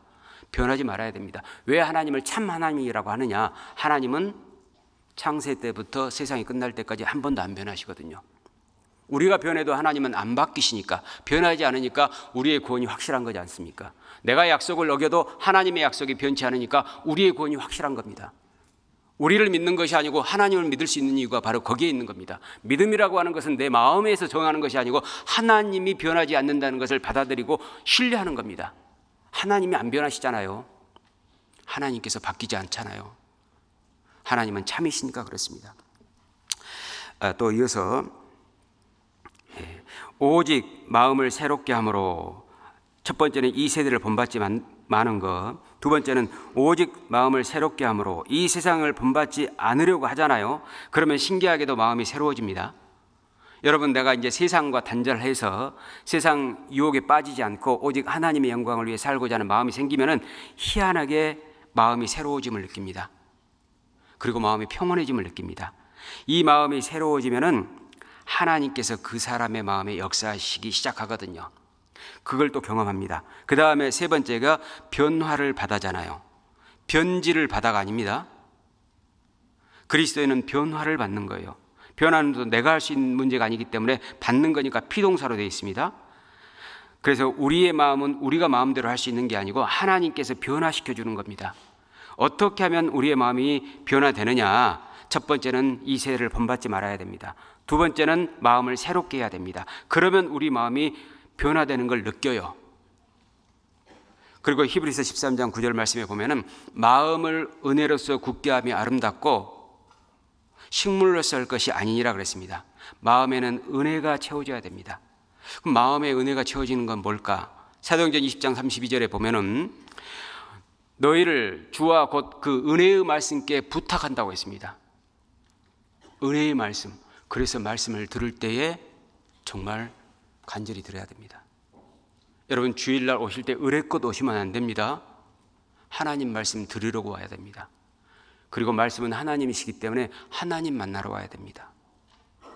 이 시간 여러분은 사실 저를 만나는 게 아닙니다. 하나님을 만나고 계시는 거예요. 말씀이 하나님이니까. 그런데 말씀을 들으러 오셨을 때 아우, 빨리 끝났으면 좋겠다. 빨리 집에 가야 될 텐데. 이런 생각을 가지고 들으신다면 하나님을 경멸히 여기는 겁니다. 그리고 주일날 오실 때 좀 일찍 오시는 것도 저는 좋다고 봅니다. 왜냐하면 하나님을 만나는 시간이라고 한다면은, 그 믿음이 있다면은 하나님보다 먼저 앞서서 와서 기다려야지. 하나님 기다리게 하는 건 참 무례한 거잖아요. 그 사람에게 하나님께서 성경을 깨닫게 하시겠습니까? 그래서 조금 힘드시더라도 일찍 일어나셔가지고 어떤 불가피한 상황이 있으면은 또 어쩔 수 없다고 볼 수도 있겠지만은, 그래도 거의 가능하시면은, 할 수만 있으면은 최소한 20분 전에는 오시는 게 좋다고 봅니다. 그래서 잠깐 성도들과 목례라도 하고, 그 다음에 앞에다가 오늘 말씀 뭐 띄워두기도 하시던데, 제목을 그러면 저 말씀에 대해서 한번 좀 찾아봐야 되겠다, 이런 마음으로 하나님 제게 어떻게 만나 주실랍니까? 하나님은 오늘 이 말씀을 통해서 제게 어떤 사랑을 가르쳐 주실랍니까? 하나님, 저 사랑하고 싶습니다. 하나님의 사랑에 대해서 궁금해요. 들려주세요. 이런 마음으로 말씀을 들으면 아마 6개월쯤 지나면 이제까지보다 훨씬 더 많은 신앙의 성숙이 있지 않겠나 라고 생각을 합니다. 그리고 신앙생활처럼 행복하고 즐거운 것은 없구나, 이런 것들을 느낄 겁니다. 또 읽어보겠습니다. 변화를 받아 하나님의 선하시고 기뻐하시고 온전하신 뜻이 무엇인지 분별하도록 하라. 앞에 나온 세 가지, 이 세대를 본받지 않는 것, 마음을 새롭게 하는 것, 변화를 받으면, 이게 차로로 되면은 그때부터 명확히 구분이 되는데요, 하나님의 선하시고 기뻐하시고 온전하신 뜻이 명확해집니다. 그러니까 이러면 사람의 갈등이 별로 없거든요. 해야 될 것, 하지 말아야 될 것, 중요한 것, 중요하지 않은 것, 만나야 될 사람, 만나지 않을 사람, 가야 될 것, 가지 말아야 될 것 분명해집니다. 내가 교회를 갈까 말까 갈등이 있다는 것은 앞에 세 가지가 안 돼 있다는 거예요. 이 세대를 본받는 마음이 있기 때문에 그렇고, 마음을 새롭게 하지 않기 때문에 그렇고, 변화를 받지 않는 그 상태에 있기 때문에 갈등이 생기는 겁니다. 그래서 여러분, 우리가 내가 받은 구원과 내가 하나님의 자녀가 됐던 그 가치가 이대로만 살면은 더욱더 높아집니다. 그리고 정말로 나는 하나님의 자녀이구나, 나는 정말 행복한구나, 이스라엘의 언어는 행복자라다. 신명기 33장에 시편 1편에 보면 복 있는 사람은 악인의 꾀를 좇지 않는다고 하시지 않습니까? 내가 진짜 복 받은 사람이구나. 이 세상의 80억의 인구 중에서 내가 가장 행복한 사람이고 복 받을 수 있는 사람이 되는 겁니다. 12장 3절입니다. 내게 주신 은혜로 말미암아 너희 중 각 사람에게 말하노니 마땅히 생각할 그 이상의 생각을 품지 말고 오직 하나님께서 각 사람에게 나눠주신 대로 믿음의 분량대로 지혜롭게 생각하라. 그리스도인이 지혜롭게 생각하며 살아간다고 하는 것은 2절의 4가지대로 살아가는 겁니다. 그것이 바로 하나님이 기뻐하시는 거룩한 산제사고 영적 예배입니다. 다시 레위기 1장으로 넘어가 보겠습니다.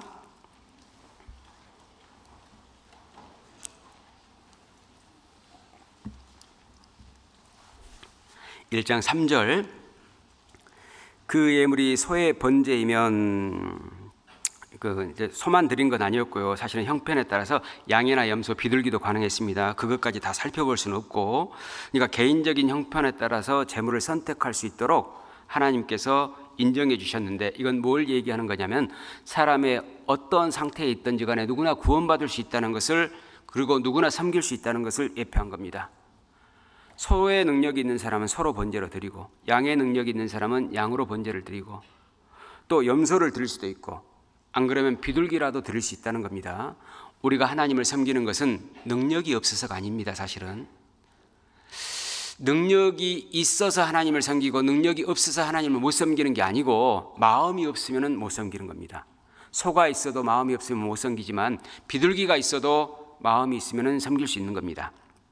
자, 그리고 또 흠없는 수컷으로 회막문에서 여호와 앞에 연락하시도록 드릴지니라. 번제를 드릴 때는 흠없는 수컷으로 드려야 됐습니다. 근데 그 소를 잡는 것이 회막문에서 잡아드려야 됐습니다. 왜 회막문에서 잡았을까요? 문 밖에서 잡으면 안 될까요? 이건 뭘 얘기하는 거냐면, 문은 누군가를 만나기 위해서 반드시 거쳐야 하는 첫 번째 장소지 않습니까? 무슨 말이냐? 성막에 들어가서 하나님을 뵙고 섬기려면 먼저는 죄 문제를 해결해야 됩니다. 죄를 가지고 하나님을 만날 수는 없는 거예요. 일단 문에서부터 죄가 해결돼야지 하나님께서 연락하시는 겁니다. 그 제물을 기뻐 받으시는 제사가 되는 겁니다. 그리스도인의 교회 안에서 신앙생활도 그렇습니다. 여러분, 죄가 없어야 저 문을 통과해 오기가 수월합니다. 어쩌면 방문턱 넘는 것도 수월하겠죠. 죄를 가지고 있으면 방문턱 넘는 것, 방문을 여는 것도, 자기 집 방문입니다. 이걸 여는 것도 쉽지 않을 겁니다. 하나님을 정말 간절하고 사랑스러운 마음으로 만나기 위해서는 죄가 해결돼야 됩니다. 올바로 살아야 됩니다. 이것이 바로 우리의 주님을 기쁘시게 하는 신앙생활입니다.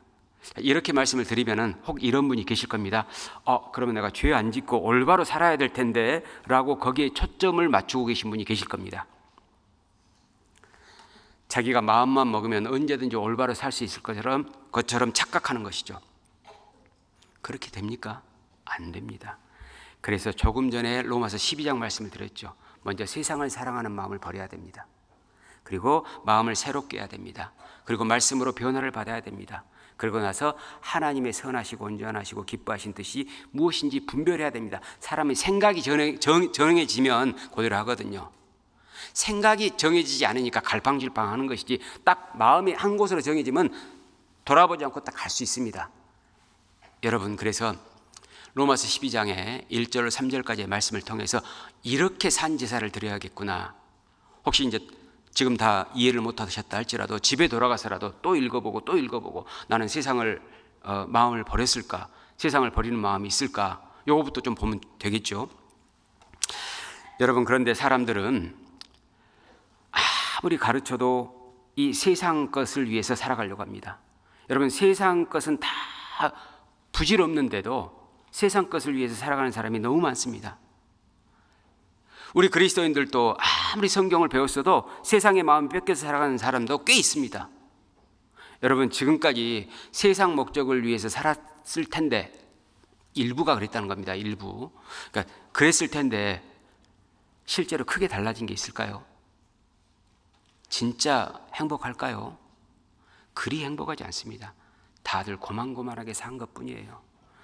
돈이 있든 없든 간에 다 허덕이고 삽니다. 여러분, 우리는 세상을 본받지 말고 오직 복음을 위해서, 주님을 위해서, 하나님을 위해 살아가야 됩니다. 그것이 번제를 드리는 거고 산제사입니다.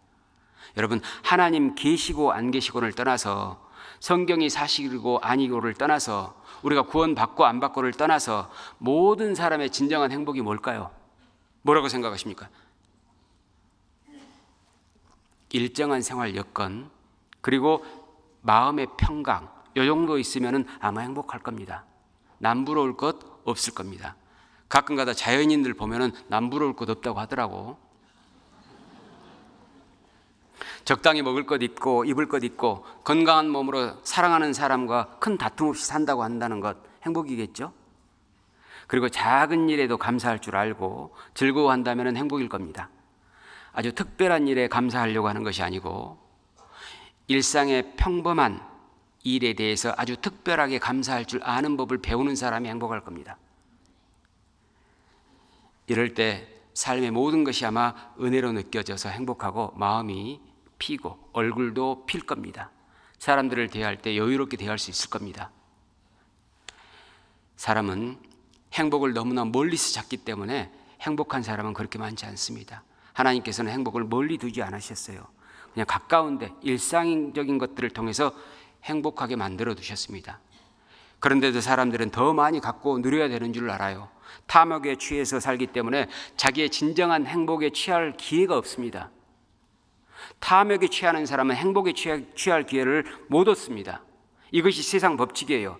그리고 그렇게 살다가 결국 감사와 행복 한번 제대로 누리지 못하고 바람처럼 사라져버리는 것이 인생입니다.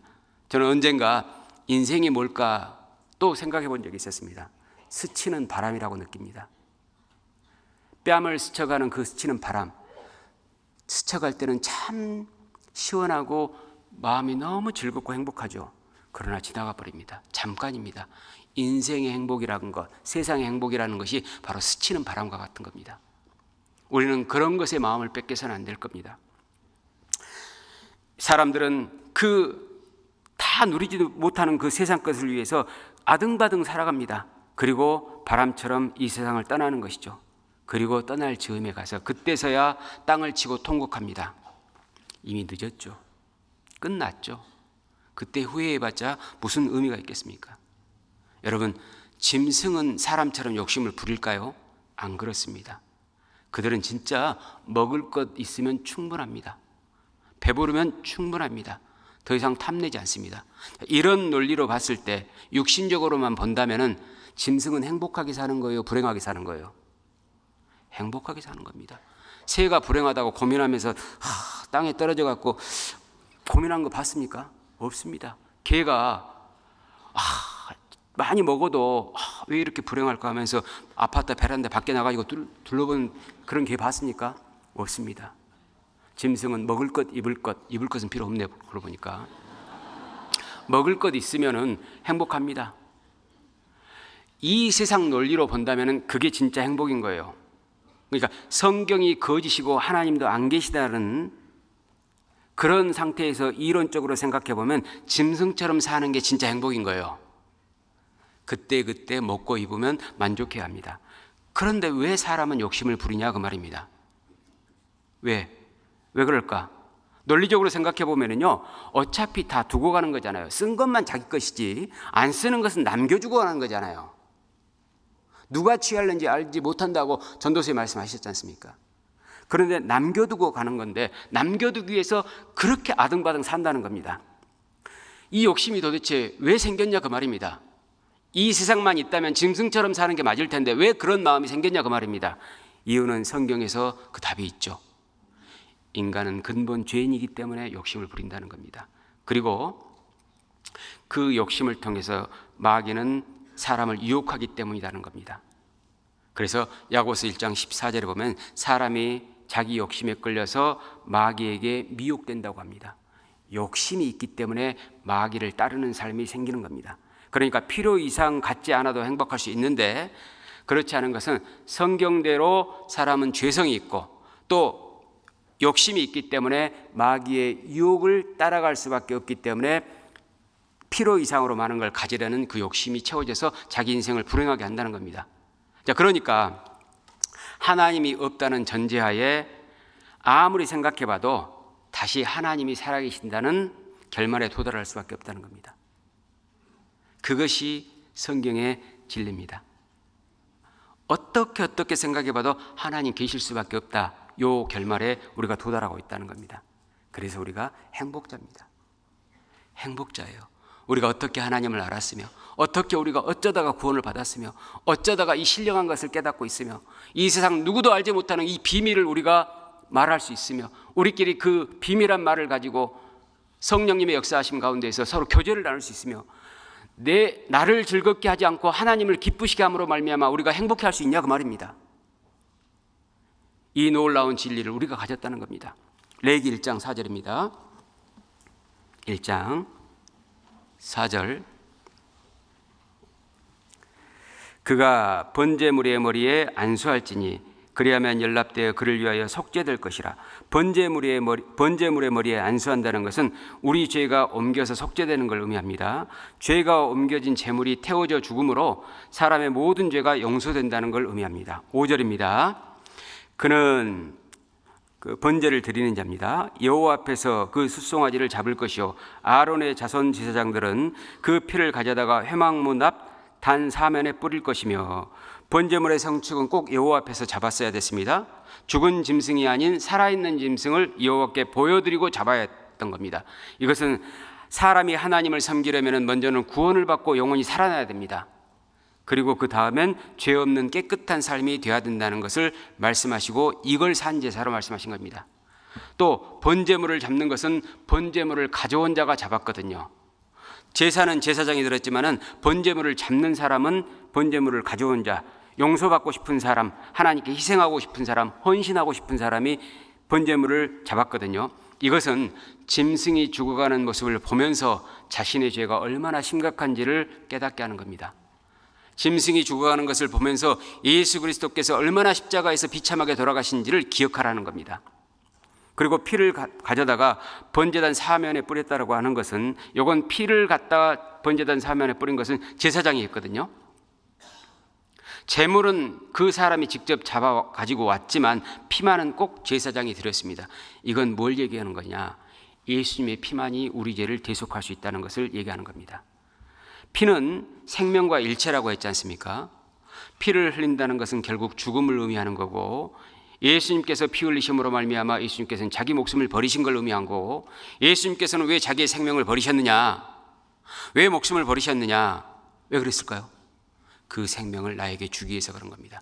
그래서 예수님이 사랑이신 겁니다. 하나님이 사랑이신 겁니다. 그리고 피를 단 사면에 뿌리거나 흘리는 것은요, 단 사면이니까 피를 어디서나 볼 수 있게 하신 겁니다. 하나님께서는 언제 어디서나 영원토록 나를 향해서 보실 때 뭐만 보신다는 얘기냐?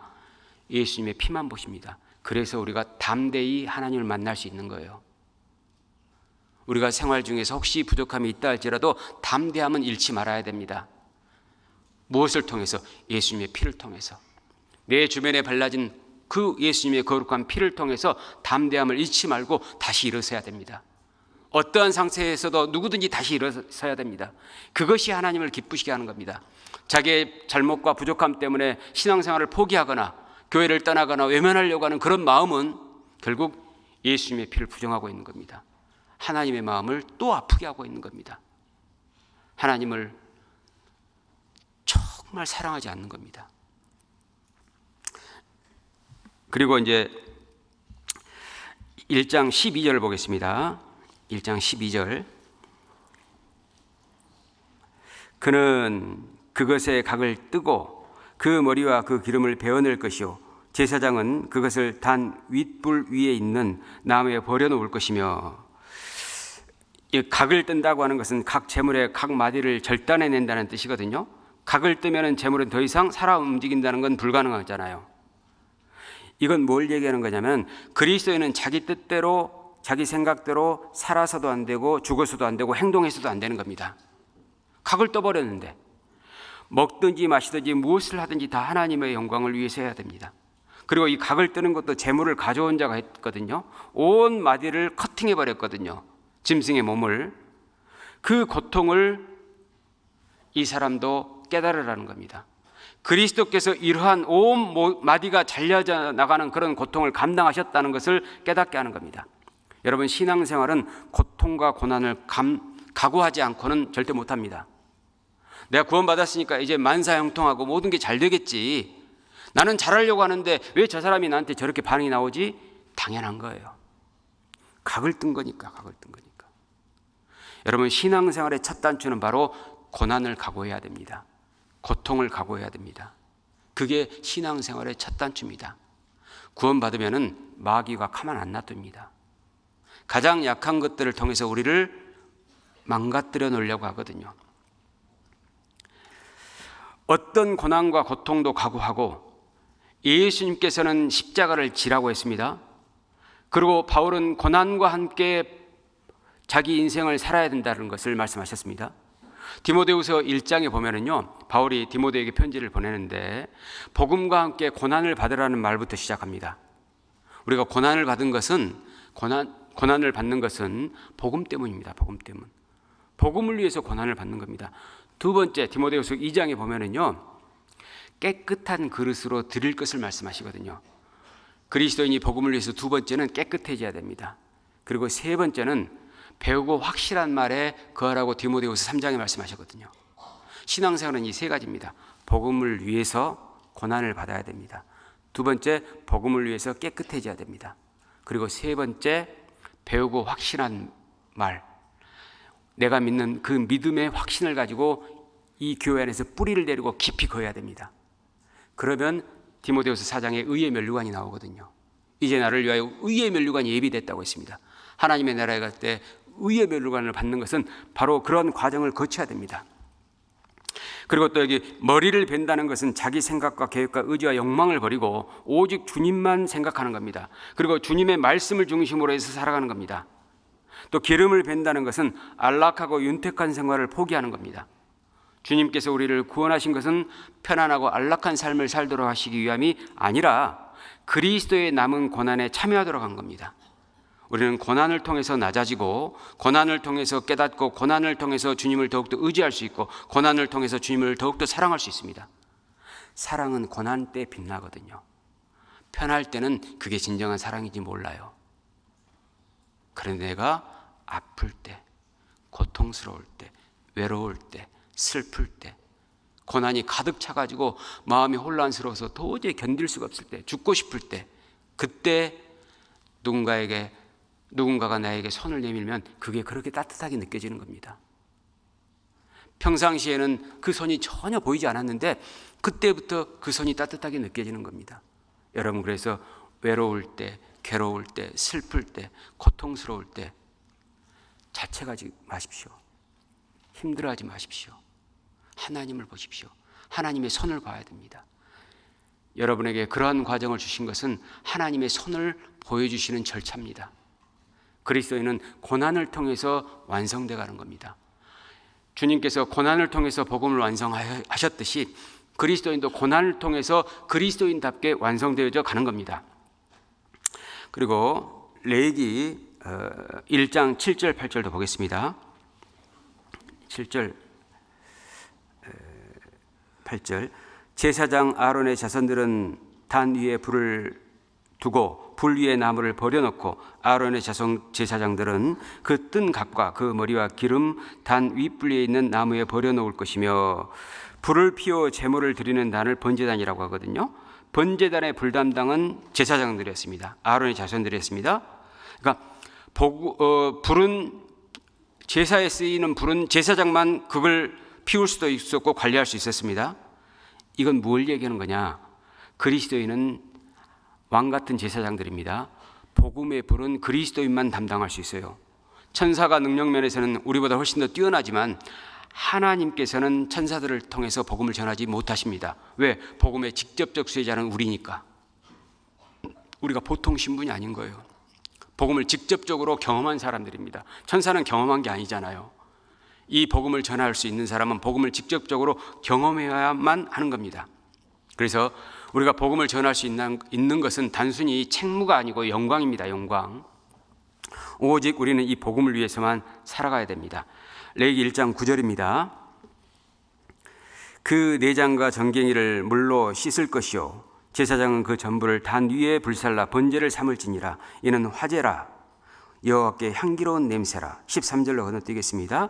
그 내장과 정경이를 물로 씻을 것이요 제사장은 그 전부를 가져다가 단 위에 불살라 번제를 삼을지니 이는 화제라. 여호와께 향기로운 냄새라. 더러운 것들을 물로 씻는다는 것은 말씀으로 우리가 거룩하게 되어지는 걸 얘기하는 겁니다. 그러니까 신앙생활에 더러운 것은 자기의 착한 일로 해결되지 않습니다. 우리가 잘못을 했을 때는 앞으로 착하게 살아서 회복해야 된다, 그 마음 버리셔야 됩니다. 일단은 자기의 잘못을 가지고 하나님 앞에 자복하고 그리고 하나님의 말씀을 통해서 이것을 해결해내야 됩니다. 그리고 그 깨끗한 상태에서 착하게 사는 것이 중요한 것이지, 잘못은 잘못대로 두고 내가 앞으로 착하게 살아서 이 문제를 감수해야겠다 이런 생각을 갖는 것은 오해하신 겁니다. 하나님을 잘 모르신 거예요. 그래서 물로 씻어야 됩니다. 물로. 그리고 말씀으로 회개하고 회복해야 됩니다. 16절입니다. 16절 멱통과 더러운 것은 제하여 단 동편 재버리는 곳에 던지고. 9절과 10절에서는 죄를 씻는 문제가 나왔지만 16절 여기에서는 아예 제거하는 문제가 나왔습니다. 그러니까 죄는 아예 생각도 하지 말아야 되고 입에 올리지도 말고 보지도 말아야 되고 하지도 말아야 됩니다. 그래서 고린도전서 13장 5절에 보면은 악한 것은 생각지 아니하며 그런 말씀 있지 않습니까? 여러분, 죄는 생각하면 빠집니다. 죄는 생각하지 말아야 됩니다. 그리스도인이 신앙생활을 올바로 하는 것은 죄를 안 지으려는 노력 가운데서 올바로 지는 것이 아니고 하나님을 가까이 함으로 말미암아 하나님께 충성스럽게 삶으로 말미암아 죄가 멀어지는 겁니다. 이 편을 택하셔야 됩니다. 그 다음에 17절입니다. 레위기 1장 17절 또 그 날개 자리에서 비둘기입니다. 산비둘기나 집비둘기 새끼였는데 날개 자리에서 그 몸을 찢되 아주 찢지 말고 제사장이 그것을 단 윗불 위에 나무 위에 살라 번제를 삼을지니 이는 화제라. 여호와께 향기로운 냄새니라. 날개를 찢어버리면은 아예 찢는 건 아니었지만 찢어버리면은 아예 날아가지 못하도록 하는 거지 않습니까? 이제 구원받은 사람은 하나님의 손에서, 예수님의 손에서 절대 벗어날 수 없다는 걸 의미합니다. 그러니까 죽으나 사나 이제 구원을 정말 받았다면은 교회 안에서 살아야 됩니다. 그리스도인이 교회를 떠나 살려고 하는 것은 찢어진 날개를 퍼덕이는 것과 같습니다. 찢어진 날개를 퍼덕이면은 고통스러울까요? 안 아플까요? 고통스럽지. 교회를 나가려고, 교회를 떠나려고 발버둥치고 날개짓을 계속하는 사람은 자기만 고생하고 있는 겁니다. 사실은 혼자 고생하고 있는 거예요. 그리고 이제 모든 재물은 하나도 남김없이 단 위에 불살라 하나님께 드렸습니다. 그랬을 때 하나님께서는 이것을 여호와께 향기로운 냄새라고 하셨거든요. 이 향기로운 냄새라는 말이 1장에 3번이 나옵니다. 3은 완전 숫자잖아요. 하나님께서 기뻐하시는 제사입니다. 짐승의 육체가 불태워지는 것을 통해서 하나님은 완전히 기뻐하신 겁니다. 그런데 왜 짐승의 육체를 불태워 하나님께 번제로 드렸을까? 저는 이런 생각을 해봤습니다. 짐승이 그렇게 컸지만 불에 태워지니까 한 줌의 죄로 돌아가는 거구나. 그걸 통해서 하나님께서는 어쩌면 이런 마음을 우리에게 교훈하시려고 하신 것은 아닐까, 이런 거죠. 모든 육체가 어떻게 살든지 간에, 그 사람이 어떠한 위치에 있든지 간에 결국 죽으면 다 사라져 버리잖아요. 그래서 사람들로 하여금 육신의 것에 마음을 두지 말고 오직 주님을 위해서 희생과 헌신할 것을 말씀하신 거라고 저는 생각을 합니다. 여러분, 모든 그리스도인이 구원받은 게 사실이라면 하나님께 온전한 희생을 드려야 됩니다. 불태워 드려야 됩니다. 적당한 희생은 안 됩니다. 안 받습니다. 내가 지금 하나님께 온전한 희생을 드리고 있는지 그렇지 못한지 확인하는 방법을 제가 말씀을 드리겠습니다. 가장 소중한 것과 자기 자신을 1차적으로 하나님께 드리고 있다면 그분은 온전한 희생을 하는 걸 겁니다. 그러나 내가 여유가 있으니까 그 나머지 것으로 잉여물로 하나님께 드리고 있다면 그분은 아직도 온전한 희생이 아닌 거죠. 어떠한 상황에도 불구하고 주님을 섬기고 있다면 그분은 온전한 희생을 하고 있는 걸 겁니다. 그러나 상황과 조건이 됐을 때만 교회를 나오거나 하나님께 희생하려고 하는 그 모습이 있다면 온전한 희생은 아닌 거죠. 또 어떻게 해서든지 시간을 내면서 하나님의 일에 동참하려고 하는 사람이 있다면 온전한 희생을 하는 걸 겁니다. 그러나 시간이 날 때만 하나님의 일에 동참하려고 한다면 이건 온전한 희생이 아닐 겁니다. 여러분, 그리스도인에게 결국 남는 것은 이거밖에 없습니다. 제가 지금까지 살아보니까 너무 다행스러운 거 있죠. 내가 이 안에 있었다는 것. 근데 내가 이 안에 있었던 건 아닌 것 같습니다. 하나님께서 붙들어 주셨다고 생각합니다. 왜? 하나님을 사랑하니까. 제가 부족하고 연약하지만 하나님을 사랑하는 마음에 있어서만큼은 저는 개인적으로 80억 명 중에서 1등이라고 생각합니다. 부족하지만, 완전하진 않지만, 그런데 모든 그리스도인은 하나님을 사랑하는 면에서 다 1등이어야 됩니다. 다 1등인 거예요. 그것이 진짜 신앙입니다. 그것이 생명 있는 자의 마땅한 바입니다. 우리 교회에 어떤 자매님이 한 분 계셨는데요. 구원받기 전에 수원에 사셨거든요. 근데 수원에서 이제 위암에 걸린 겁니다. 항암 치료를 받고 겨우겨우 이제 살아갈 수 있게 된 겁니다. 그런데 이분이 어느 날 눈물을 쭉 흘리면서 차라리 죽어버릴 걸, 내가 괜히 항암 치료를 하고 있구나. 얼마나 삶이 고통스러웠으면 그랬겠습니까? 그렇게 얘기를 하시더라고요. 경제적으로 너무 어려워졌습니다. 경제활동을 할 수 없으니까. 그래서 집값이 싸다고 하는 평택의 포승 지역으로 이사를 왔는데 원룸을 하나 얻어서 이사를 하게 된 거예요. 근근히 그냥 거기서 잠만 자고 먹고 생활한 거죠. 근데 강아지를 한 마리 키우고 있었습니다. 그 강아지를 데리고 산책을 하고 있는데 우리 교회 어떤 자매님이 저기 혹시 기회 되시면은 우리 교회 성경 강연회 있는데 말씀 한번 들어보실래요? 이렇게 얘기를 했더니 그분이 이렇게 답을 한 겁니다. 그런 말씀을 저 같은 사람이 들어도 될까요? 이렇게 얘기를 했단 겁니다. 준비된 영혼이죠. 이렇게 겸손한데 하나님이 구원 안 해주실까요? 준비된 영혼이죠. 그래서 이분이 이제 말씀을 듣고 구원을 받은 겁니다. 한 번에 구원을 받았어요. 요즘 그런 분 사실 좀 드물긴 한데, 근데 180도 달라진 겁니다. 그러면서 간증을 하기 시작하는데 지금까지 그분이 한 50대 초반쯤 됐을 것 같습니다. 근데 그분이 그때까지 살면서 한 번도 사랑이 뭔지 몰랐대. 그런데 평생 못 해본 사랑을 하나님께서 자기에게 다 주셨다는 거야. 그래서 너무너무 고맙다는 거야. 그리고 나서 하시는 말씀이 나는 하나님 외에는 없다고, 하나님만 사랑한다고, 이런 얘기를 하시더라고요. 그래도 또 우리 입장에서는 좀 더 지켜봐야지 하고 있었거든요. 근데 몇 달이 지났는데 어느 날 이제 또 이런 잘 나오셨어요. 그리고 잘 생활하시고 너무너무 참 말씀하면 눈물을 흘리면서 그렇게 들으시고 교회 일이라면 일본어로 생각하시고 그렇게 처음부터 그렇게 하시더라고. 그런데 어느 날 이제 구원을 받고 이런 일이 있었대요. 2주 동안 라면 사 먹을 돈이 없었답니다. 너무 가난하니까. 돈이 없었는데 그래서 집안에 혹시 뭐가 있나 싶어가지고 이것저것 찾아서 끼니를 때웠는데 2주를 때웠답니다. 그런데 걱정이 없었대요. 왜? 하나님이 내 아버지시니까. 그런데요, 얼굴이 더 이뻐지더라는 겁니다. 다니엘서 1장에 보면은 다니엘과 세 친구가 있잖아요. 채식을만 먹었는데 얼굴이 아름답고 윤택해졌다고 하잖아요. 그러니까 야, 하나님이 그런 기적을 보여주신 것 같더라고. 그런데요, 그 다음 말이 정말 제게 은혜가 됐습니다. 궁핍했던 2주 동안 정말 어느 때보다 행복했대요. 먹을 게 없어가지고 찾아서 먹었는데 너무 행복했다는 겁니다. 그러면서 라면 사 먹을 그 돈은 없었지만은 교회에 헌금할 돈은 조금 가지고 있었대요. 그리고 교회에 가기 위해서 차를 타고 가야 되는데 주유비는 조금 가지고 있었대요. 그 돈은 절대 안 썼대요.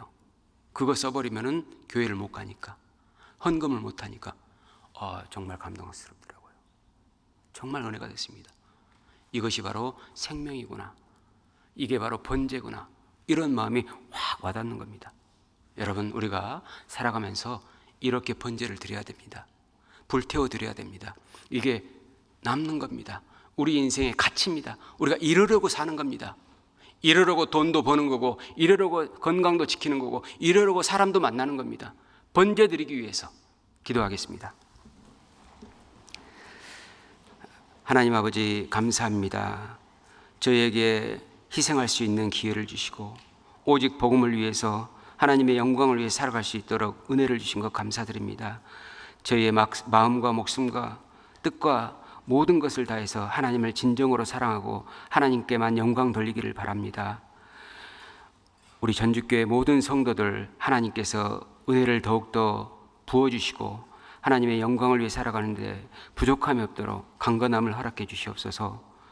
또 담임 목사님이신 서도석 목사님을 중심으로 해서 교회가 복음을 전하는데 더욱더 하나 되고 오직 남은 여생을 하나님을 사랑하며 하나님께 영광 돌리는 귀한 삶을 살 수 있도록 역사해 주시옵소서.